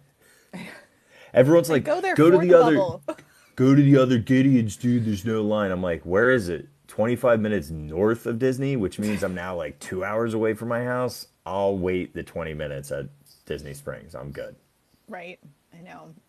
I think it's funny too because there's so many places that are come from the Pacific Northwest that now are moving into either Universal or like the restaurants. So we've got like Salt and Straw. We have one here, so like it's like not a big deal for me. But like we just go down the street to that. Or Voodoo Donuts. I think that one is also at Universal there, but that's a Portland one, and that's also where we live. So it's like we get those on like a special occasion. We'll get the pink box of donuts, and you can get it delivered with DoorDash. So I'm like, I don't even have to go there if I don't want to. But I think it's funny that they have a lot of ones that come from Oregon that are just Yeah. creeping their way down to Florida, and for that matter, Disneyland, downtown Disney has some too. So Yeah. I there are yeah, it's funny. And with Salt and Straw is such like funky flavors. That's the only reason why they're popular is because they have freak yeah, stuff. It's a bunch of well, freak it flavors. par for the course for Portland. You know, it's it's very Portland esque. So it's fine. Anyway, well, I loved going through all this with you. I appreciate you suggesting Pinocchio. Thanks for doing that. It was really fun. It was really fun. I learned a lot. I hope you guys enjoyed it because it was something very different than the norm. I know. I feel like I know we're gonna hit right into the holidays soon, but eventually we should do a. I know we've kind of been doing these mini series, but we should do another big attraction. Obviously, the Haunted Mansion. Nothing will probably ever beat the Haunted Mansion. I think that's the longest series we'll probably ever have. But I feel like Jungle Cruise is up there. Big Thunder Mountain is up there. Dude, You know, I feel like can we somehow there's like we no do way to do these monorail fast. history would be really fun. No, I know. I was just thinking because we're running up into the holidays, I would love to do Haunted Mansion Holiday.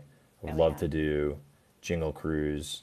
I would love to do Living with the Lands overlay. I've never been on the Jingle Cruise. I want Oh, to go on it. it just came back. If I I wrote had it money, I on would fly for the weekend and just go on the Jingle Cruise. I'm not gonna lie, I wrote it on Wednesday. It was the best Jingle Cruise I've ever been on, and probably top three Jungle Cruise I've ever been on. And I have it on video. I gotta just upload it. It's I've so good. watched a lot of like POVs of it because I just want to know. But also, I have to say, with Fantasmic coming back, And I know it's got like new scenes and things. I haven't seen the one in Disney World yet, which like surprised everybody, but like Elliot and I just didn't get into it in time when we were there, and then it like was gone forever. So I haven't had an Mm-hmm. opportunity to go to it. But I laughed so hard when I saw the boat that came out with Steamboat Willie on it. So I was like, what is this? Because I'm so used to the Mark Twain with all the characters on it. And I was like, this is not fantastic. Yeah. But I think that the new scenes were really fun. I'm looking forward to seeing it. But I was like, what is this? Like, I couldn't they have made a like a more impressive boat? It feels like it's like a shrimp boat or something. It's like decorated a little bit. It's just a spare. They just had a It's just, spare. it's sad. I'm like, just make it look like something. Mm-hmm. So anyway, sorry. No, no, no, you're No fine. hate to Disney World. It's just like I was like I completely forgot that it looked that way, and then I saw it and I was like, what? What is this? Mm-hmm. Because I grew up with Fantasmic in Disneyland. I just have such fond memories of it as a kid. So it's like I know things have to grow and change and whatnot, but it just yeah. So anyway, Yeah, we don't have a nice boat. no, like why couldn't they make one? I thought for sure, with all the time they took to like revamp that, they would have at least updated the boat. And I was sad to see that they obviously put their time and efforts into other things, which is fine, but the I didn't boat. see it, but from what I heard, people enjoyed the scenes, but they felt like it was a little wedged in, disjointed. I, Interesting. I kind of feel the same way about Enchantment now. I love that they added Walt, Roy, and Mickey, but I also feel like it's wedged in. Glad they did it. Needed to They had to happen. do it. Yeah, they Needed to had happen. to. But it's a little wedged in. Yeah, it's true. I feel like I have to say though, with the addition of that, that's the first time I've ever actually cried watching that show was because they put that there. And they Yeah, should have it's had so it good. from the beginning. They should Hmm. have had it start with with Walt Disney and Mickey. Like, come on, like I don't know why they thought that it was okay to leave them out, but yeah, I agree. It feels like, whoops, we messed up, so we're gonna tack this onto the front part, and now everybody will be happy. Ta-da! Yeah, Yeah, it wasn't yeah. wasn't the same. Yeah, but Didn't I have the do same love that they feel. added it. I actually haven't seen the projections for it because I watched from the back side of the castle, but it was fine. I Yeah, enjoyed it. you still got it. Yeah, yeah. And a lot less peoply. Oh, it was great. I sat on a big fake rock and ate my what is it called, the hi ho sundae, Ugh, and then I some cried things into my just hi make ho sundae. sense. It was so great. It was like no crowds, and it was just I was like, and I saw the one of the people who clearly I think he was watching to make sure that nothing caught on fire because he was bouncing from like side to side, so he was observing the show. So I got to kind of watch him do that too, which was really interesting. But because we've used, I remember when I was there with you, we saw them like spraying down the roof before the fireworks show, which I The other day when I was, it was after just Friendship Fair, because at the very end of Friendship Fair, they light up a bunch of fireworks. I'm walking past Winnie the Pooh, and there's just straight clumps. It was looked like it was snowing. It was just oh my clumps gosh, of firework debris, and yeah, it was all like ash. It was crazy. I was like, this is oh no, wild. It's literally snowing, and it's like I know it's not snow. What is that? yeah, that's not the kind of snow you want. No, it's not good for your lungs either. Mm-hmm. Having lived in a place that has ash fall on a yearly basis. Yeah, not good. Yeah. No. Well, Well, all right. Well, we'll figure it out what we're doing next week and the pre-recorded show. But thank you everybody for hanging out, enjoying some time. yeah, it Kate, was you got great. anything? No, I think I will just mention that I'll be in Disneyland. I think it's the 15th of November. I'm going to be doing my 1955 Disneyland Day. That'll be a live stream most of the day of things that just existed in 1955, and I'll have some historic menus, and we'll just do the rides that were there. So it should be really fun live stream, and I'll do some other live streaming that week too. Especially, thank you Pocket Fam, by the way, for my Walt Disney tour, which I did book of Walt's apartment and Main Street and his. So I'll live stream after that because I can't do it during, and let you guys know all about it and how it was, and point out some of the things that I learned. So This thank you will so be much for Kate. that. You're not allowed to record in there. This will be Kate. Yeah, what were you saying about that? Yeah, It's what like is in that my over there? pin. I'm like, Just like security cam. Or I could let you borrow the GoPro head strap. You could just walk around with a GoPro on your head. I'm like, I don't hide it in my bow. Like you can't see it. No, I know that you get to take like a photo pass photo in there, and I wasn't. So I'm like, now I have to buy, Genie Plus for the day in order to get my photo pass photo for that. So I'll for sure be making that investment. And it's expensive right now. I think it topped like $30 the other day at Disneyland. It's expensive. So It is. yeah, it's fine. But I just won't eat lunch. But it'll be great. I'll get my photo. But I'll bring a granola bar. It'll be great. But anyway, so I'm looking forward to heading to Disneyland soon. It's like 9 days now, and I'm not packed So at all. close, I yet so know. far away. It's so great. This trip is really going to be one for me to develop, do some inspiration, a little writing, and a lot of footage is what I'm planning. So looking forward to it. Meeting up with some of the DVT, all the Disneyland crew that's there. Oh, It'll be really fun. Say hi to all my peeps in Disneyland. It'll be people will be great. like, "Yo, Cicerone, what's up? It's the Roni.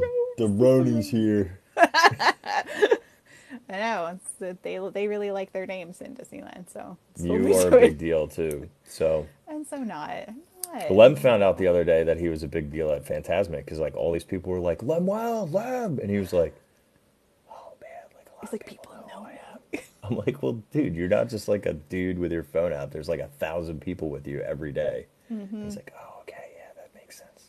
Yeah, it's weird. It's weird because I'm like, I love saying hi to everybody, but I'm also like, I don't mind being invisible in the crowds because it's, I'm kind of an introvert, so I'll definitely say hi to anybody who wants to say hi because I love meeting people, but it's really interesting. And I loved it when I was with you and that like little kid knew who you were and he like came up to you, which was so Oh my gosh, cute. you missed a good one. I got off Prince Charming's carousel, and little boy comes up to me with his mom. He goes, "Kirk." I go, "Hi." And his mom, Terry, who was over there, I introduced myself, and Terry goes, he loves watching all the live streams so much, and thank you for making them family friendly. I said, "Yeah." So do you guys want some stickers? So I giving out stickers, and I noticed they have Orange Bird Crocs. So of course, I give them both mom and the little boy Walrus Carp Crocs, and I go, "You're gonna really love these tomorrow because they charge them up with the sun and they glow in the dark during rides." And he was like, "They glow in the dark." Yes. He was like 5 or 6. It was Oh, hysterical. I He was love like, that. "Bro, are you serious, bro? Bro, these glow in the Bro, dark, bro, bro?" bro. And I was like, "Yes, bro, they do." He's like, bro, bruh, bro. I love it. That's so Yeah. great. Yeah, it was Well, cute. It was really, really fun. that's so great. Well, you and I will figure out what we're going to do next. So we'll do something next week, and then the week after will be a YouTube premiere while I'm in Yeah. Disneyland. And we should maybe see if we want to do any sort of dual streaming too when I'm in Disneyland. If we want to, Yeah. so we'll chat Work more about on that. days that make sense. Yeah, absolutely. Okay, well, I think that's all I got. Yeah. I gotta go. I'm looking at all this TikTok-y stuff. I gotta come back on live, but I'm gonna go out there so I'm not bothering anybody who's like sleeping and everything. And I gotta do this, like there's like a foodie thing I gotta do, and they're in this other event thing. So I'm like, so we're gonna just chat for a bit outside. So if you want to hear ambulances and talk to me, I'll be live for a little bit, not too long, not crazy long, but probably until like In 11. your outside studio. With Yeah, crickets. I need to do all these like little daily incentives, which are free. All you have to do is do the little "I believe in your goal" thing, and you everybody who's on here, you get it. You've been it. You've done it. You know what's up. So Well, have fun with that. Enjoy. I'm trapped in a prison. Help! No, it's fine. I'm just kidding. That's good. I need like a help me side. No, everything's fine. Everything's fine. No. Well, All right. Thank you for for enjoying another episode of Distory, and and I'll see you guys next week with Cam. I'm sorry, somebody said you gotta get them tickets. Yeah, I do. This is my life now. This is my life. But yeah, thank you so much for listening and enjoying Pinocchio's Daring Jury, and I hope you listen to your conscience, take the right path, and but go on a couple daring journeys yourself. Don't be afraid. well said. Well said. And your dream might just come true if you're choosing to not be selfish, right? Like Yeah. do something for somebody else. Just Focus on other people. don't throw them in the whale if you're going to save them from the whale. So you can take them out of the whale, but don't put them in there first. That's what I Has to learned. be truly unselfish, not planned Also, unselfishness. if a woman is a witch, call her a witch. Do not call her an old hag. Also true. Or you'll turn into a donkey or a salt box. Either or. Oh my goodness. Thank you so much, friends, for being with us tonight for Distory. It's always a good time. I appreciate you all hanging out here too, just as we ramble and banter and do what we do and debate. And I love that all of you guys are along for the ride. We appreciate you guys so, so much. And I believe it's not expired yet. And all my subscribers I still have a free Distory sticker here. It says I speak fluent Distory, like my shirt. And that is at in my subscriber notes is how to get that at DisneySisterOwn.com. It's also where you can get the shirt that I'm wearing and the shirt that Kirk's wearing. Both. We have the new Enchanted Tiki Bird with the little Barker Bird Juan on it. And I should be having stickers hopefully within the next week of Juan, the Barker Bird, as well. So a little sticker of him. He's so cute. He just makes me happy. So all that's available at DisneySisterOwn.com. We'll again have this podcast available for you if you'd like to just listen to us chat for endless hours about all things Disney and nothing and debate. And eventually also be up on YouTube at Walrus Carp. And all the things. I know. It's okay. We got life. Life. Friends. It's good. I'm so bad. I'm like 8 weeks behind. I'll get to it. It's fine. Yeah, so thank you again for joining us. I know Kirk's going to still be live doing all the random things he's doing.